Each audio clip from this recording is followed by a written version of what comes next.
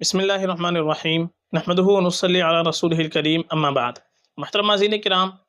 ایک صاحبہ ہیں زویا واجد، انہوں نے سوال کیا ہے مولوی صاحب مہنا نام کیسا ہے، کیا یہ نام رکھ سکتے ہیں؟ دیکھیے جو لفظ آپ نے پوچھا ہے مہنا، یہ مہنا لفظ ویسے تو نہیں مل پایا ہے، باقی عربی زبان کے اندر ایک لفظ آتا ہے مہنا، مہنتن، یہ عربی زبان کا ایک لفظ ہے، اور مہنا اس کے معنی آتے ہیں کام، مشغلہ، پیشہ، ہنر، یعنی ایسا کام جس میں کسی مخصوص مہارت یا تجربے کی ضرورت ہو، تو یہ کہتے ہیں مہنا۔ مہنا کے معنی کام، مشغلہ، پیشہ، ہنر، یہ اس کے معنی آتے ہیں مہنا کے۔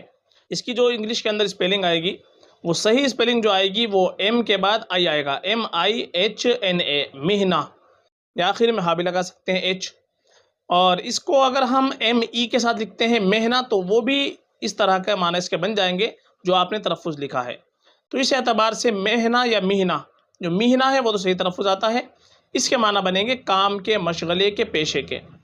تو یہ نام رکھنا چاہے، یہ نام لڑکی کے لیے رکھا جا سکتا ہے، یہ نام رکھنے میں کوئی خرابی نہیں ہے،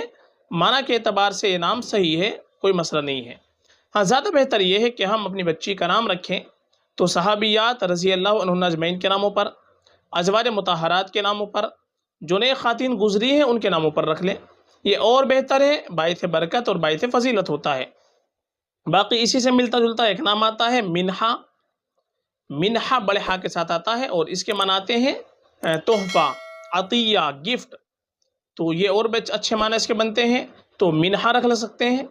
باقی مہنا نام رکھنا چاہے تو یہ بھی رکھ سکتے ہیں، معنی کے اعتبار سے اس نام میں بھی کوئی خرابی نہیں ہے،